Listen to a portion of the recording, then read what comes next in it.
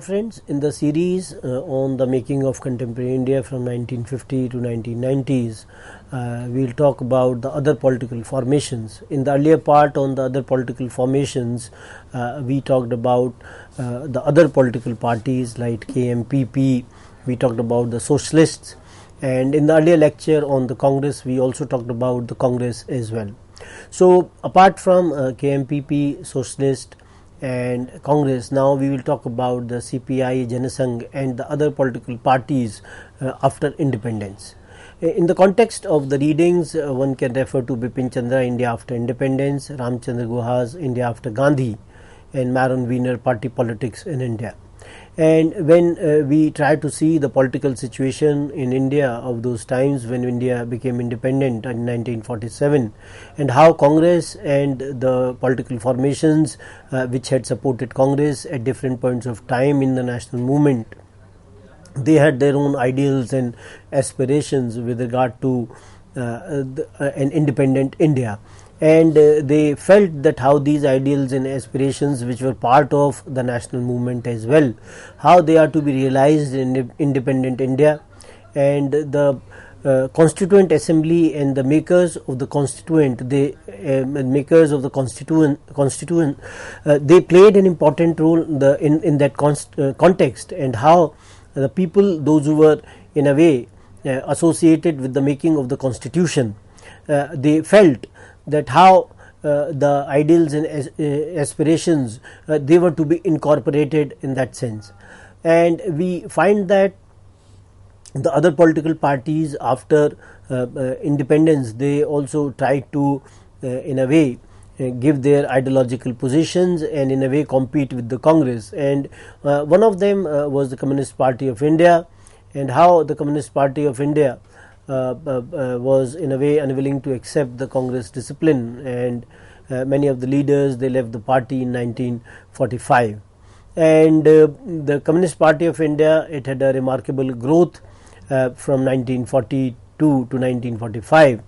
and we find that how it got isolated from the mainstream of the national movement and consequently suffered in terms of its hegemonic influence over people. So the Communist Party of India, the role which was played by the Communist Party of India after independence, that at one point of time in 1942 with regard to the Quit India movement, and how the Communist Party of India was not associated with this movement, and how it was collaborating with the British rulers, as Britain and Soviet Union, they were on the same front. And the Communist Party failed to realize that their main loyalty lay with the Indian people rather than only with the socialist and the communist ideals. And we find that how with certain advantages which CPI had in 1947, because many of the leaders and the devoted, disciplined and the cadre, the hard-working cadres which were there with the CPI, and how these people, they were active in the peasant, workers, students and intelligentsia, or in all these people, they were in a way, they were functioning with these sections of the society. And we also find that how CPI was plagued by the intense factionalism in the post 1947 years, and it was engulfed by the internal crisis every few years till it formally split in 1964. And we find that how CPI, it organized the several adventurous actions, and two of them, they proved to be particularly disastrous from them. One of them was that when it decided to continue the armed peasant struggle in Telangana, which had been going on against the Nizam of Hyderabad since 1946, but to direct it now against the Indian government. And when we see, the result was the death of the thousands of the heroic party and the peasant activists in unequal and unpopular fight against the Indian army. So how CPI completely misread the situation, and how the peasant struggle which was continuing in Telangana, it was being continued even after when the Indian army and the Indian government took it over. So that was one miscalculation or misjudgment which in that sense which was carried on by CPI, And then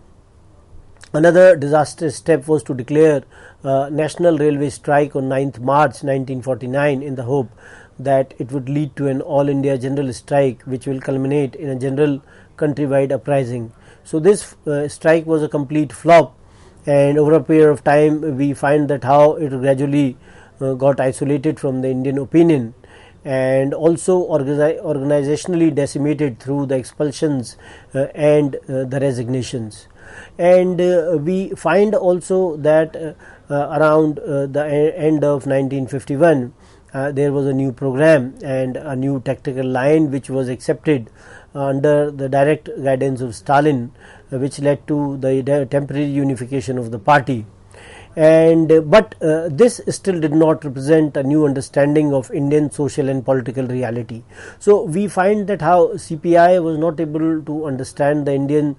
social and political reality, and how its affiliation with the socialist parties across the world, especially USSR, China, that proved to be a more dominant factor in terms of the policies which were followed by the CPI in India. And that was one of the reasons as well that how it was not able to connect at different points with the Indian masses. And even when India became independent, we find that they see that how when the transfer of power when took place in 1947, it was seen to be as some sort of a betrayal, and how Indian government at that point of time was seen to be under imperialism, or it was subservient to imperialism, and how they also communicated that how Indian government was representing the landlords, princes, and the reactionary big bourgeois, and which were collaborating with the British imperialism. And they felt that how the Indian political system was basically undemocratic and authoritarian, with the government having established a police state. So their idea of India was still the same, that how the Indian government which had been formed after independence was also behaving in the similar fashion as the earlier imperialist government. So they did not they were not ready to see the kind of change which had come, and we find that how they wanted some kind of an armed struggle. Their political task was in that sense that how Indian state was to be overthrown through the armed struggle, and that is how we see that the new element in the CPI policy, that they were thinking in terms of the overthrow of the state, and it was part of the future agenda, because people were not yet ready for the task. So they were in a way more, they had these kind of illusions even after the independence. They were not able to in a way understand the situation in the contemporary times. And we find that how the party turned away from the revolution making and to withdraw the armed struggle in Telangana and to participate in approaching general elections. And Nehru in a way accepted the credentials of the communist, and he cleared the way for the CPI by legalizing the party all over the country. And then finally we see when initially it recognized that India had become free, and it advised all the progressive forces to rally around Nehru against the reactionary, communal and pro-imperialist forces. So we find that how CPI under the Soviet guidance, it declared in December 1947 that India's independence was fake. They say that ye azadi jhooti hai. 15th August was a day of national betrayal. This is what they claim. And Congress had gone over to imperialism and feudalism, and Nehru had become a stooge of imperialism, and the government was ruling in a fascist manner, and the constitution that was being framed was a charter of slavery. So this is what the kind of idea which the CPI had, and they continued with this idea, and when they were being legalized, and then when they fought elections as well, then they realized that in the general elections, when they participated, then they realized their true worth in terms of the kind of support which they got from the electorate, and their understanding that whatever independence which has been achieved by India was a fake independence, that they called it as ye azadi jhooti hai, was also some kind of a betrayal, or that sense some kind of a vindictiveness towards the people, those who had fought tooth and nail against the colonial rule, how the people, those who had sacrificed their lives for the country, and getting the independence at such a high price in that sense. And even then these people, they talked about that how it was a fake azadi or fake freedom. And we find that how the communists, they had to take up the anti-imperialist and anti-feudal task and the fight for freedom and democracy, and initiate an armed struggle. So this is what they believed in, this is what they talked about. And when CPI, it participated in the first general elections, and how its efforts, they were concentrated in the areas where it had recognizable strength, that is Andhra and Kerala, and we find that they were able to secure majority in Kerala, and they formed the first democratically elected communist government anywhere in the world. So from the electoral point of view, we find that in certain pockets how CPI was a recognizable force and a strength, and Andhra and Kerala were the two states where you find this kind of a strength. And their victory in Kerala, where the first democratically elected communist government was formed anywhere in the world, was a milestone in that sense that in the other countries of the world, we do not find any kind of an elected socialist government. So but also we have to realize that communism or socialism had not spread in so many other parts of the world at that point of time, and their experience or experiments, they began only from 1917, when the Russian Revolution became successful. And we also find that how the party did not have much of a consensus on major issues, and that what should be the nature of the Indian state, and what can be the role of the different social classes and the strata. And they were not also very clear with regard to the nature and the meaning of revolution in India, and they were not also very clear that who their enemy was with regard to the revolution which was to be directed. And they were also in a way not very clear about the attitude towards the Congress and the kind of nation building activities which were initiated by the government. And we find that there were a lot of controversies and conflicts within the party, and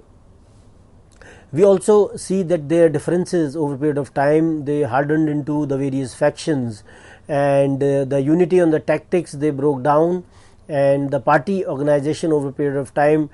tended to get paralyzed. So we see that how the situation of CPI was at that point of time, and how CPI, it was able to make the kind of changes in its official position over the years. And if we see the Madurai Congress of CPI in 1953, then it accepted the government of India was following an independent foreign policy, but in its internal policies it was still not independent and was an agent of imperialism. So we find that in the Madurai Congress in 1953, CPI internally it accepted that the government of India was following a policy which was independent in nature, but at the same time they criticized the government on that count, that in the context of the internal policies the government was still not very independent, and how the imperialist forces and the feudal forces, they were guiding the government in that sense, in terms of taking their decisions. Then another change which we see in Palghat Congress in 1956, another meeting of CPI, and how the party accepted that India had won independence in 1947 and it was now a sovereign republic. And the party now held that government policies, they were directed at building capitalism, but by following the anti-people policies and giving concessions to imperialists. and they felt that the government was reactionary in nature, and the task of the party was to build a democratic front to replace the Congress. So this is what they felt in the Palghat Congress in 1956, and thereafter we see that when they met at the Amritsar Congress in 1958, party declared that it was possible to advance to socialism through the peaceful and the parliamentary means, and it also declared that if it came to power, it would grant full civil liberties, including the right of opposition parties to oppose the socialist government and socialist system through the constitutional means. And there was another meeting of the CPI, which was the Vijayawada Congress in 1961, where the party decided to follow a policy of struggle as well as unity towards the Congress. So we find that the struggle aspect would be the primary, as they communicated, but the progressive policies of the Congress would be supported. This is what the party in a way talked about, and it was expected that the Congress would split along the progressive reactionary lines, and then the party would unite with the progressive section. So this is how the kind of changes which were coming in the Communist Party of India. And at the same time we also find that there were differences in the CPI. They were sharpening with the time, with the new issues which were coming up, such as the attitude which was to be adopted towards the Soviet critique of Stalin, then Russia-China differences, and the India-China war of 1962. So these were the new things which were being added to the already long list which was there, and we find that because of the coming of all these issues, the people, those who had divergent kind of opinions within the CPI in terms of their positioning, and it led to some kind of a further splits within the party. And we find that some of the people, those who were within the CPI, they were supporting the government against the Chinese attack on the one hand, and then we will find that there were others also, those who were opposing the Chinese stand on the question of India-China frontiers, and they also opposed the unqualified support to Nehru government because of its class character. So we find that the various sections within the Communist Party of India, how they were behaving in different fashions, and thereafter we also find that how it got split in 1964, where one party was the CPI and other was the Communist Party Marxist or the CPM. So this is how the CPI and the CPM, both of them, they came into picture.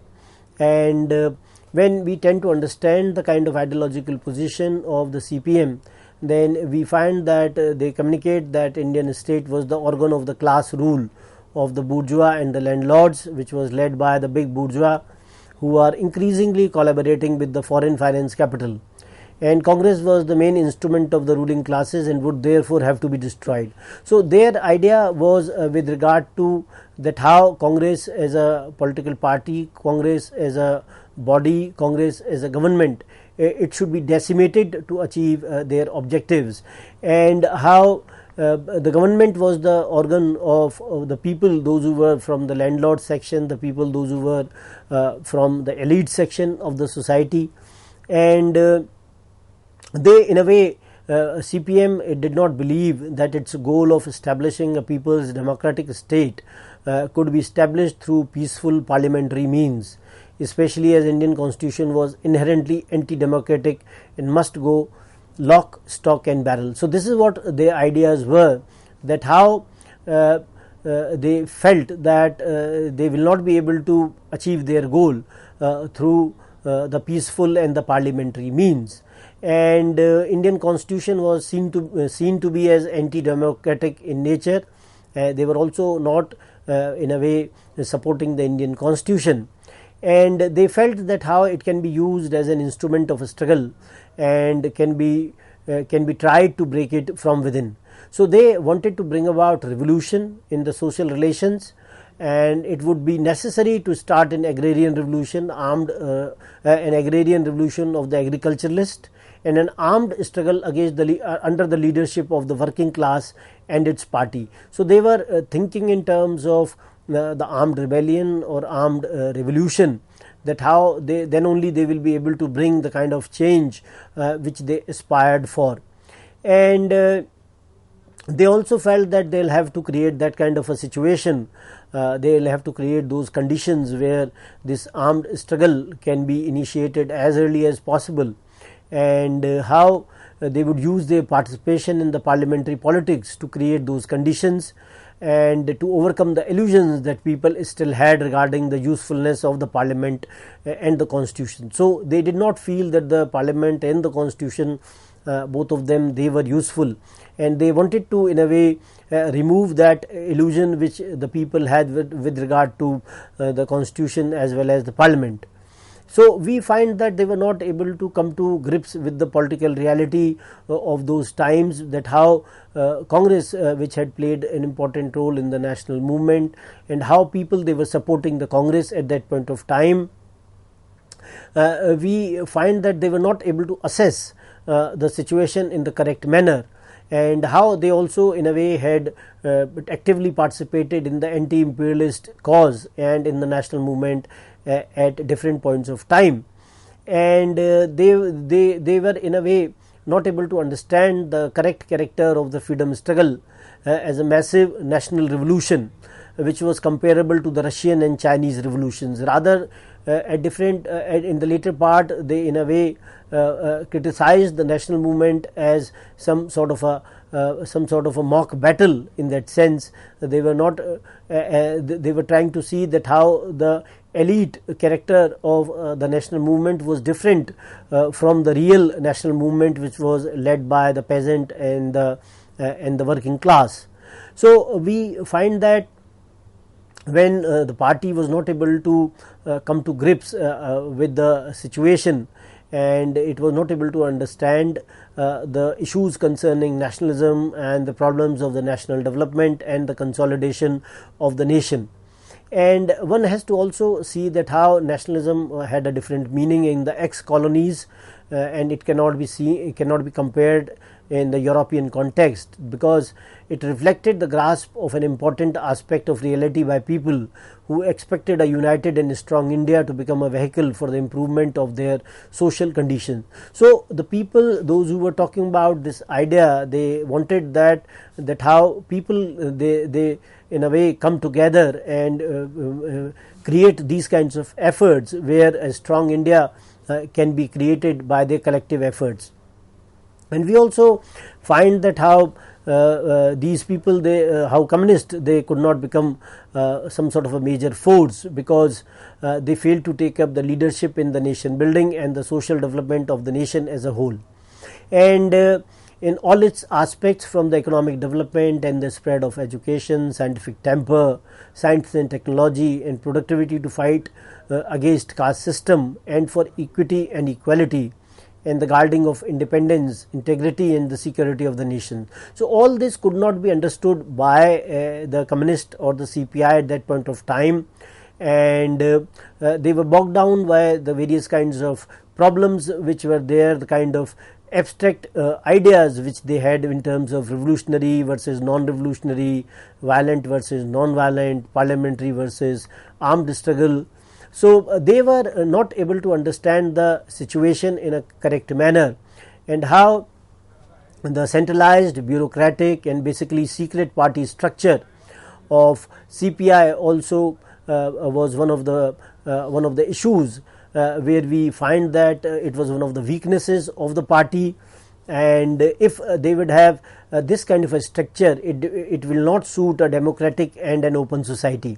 So we find that they failed to adopt a positive approach and a politically viable attitude towards the nation building and the kind of reformist measures which were taken by the government. And if they will function in that way, then they will not be able to develop the mass institutions and mass power. Then another political party was the Bharatiya Janasangh, which was founded in October 1951, and the founder was Shyama Prasad Mukherjee.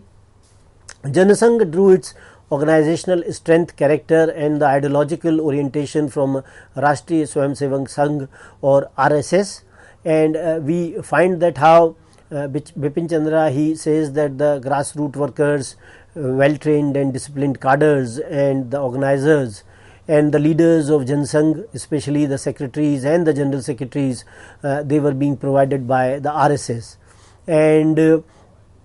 we find that how RSS, which was a cultural organization which was founded in 1925, and how Bharatiya Janasangh was closely associated with RSS, and how both of them, they worked in tandem in the Indian political situation in 1950s and 60s till the Janasangh came up with in 1970s, or rather to be more precise in 1980s, when how it merged into the Bharatiya Janata Party. And we find that how Janasangh, over a period of time, it also adopted a radical program as a national socialist type party, and it supported a mixed economy which was based on planning and the public sector, zamindari abolition, land ceilings and land to the tiller, and to the cause of agricultural labor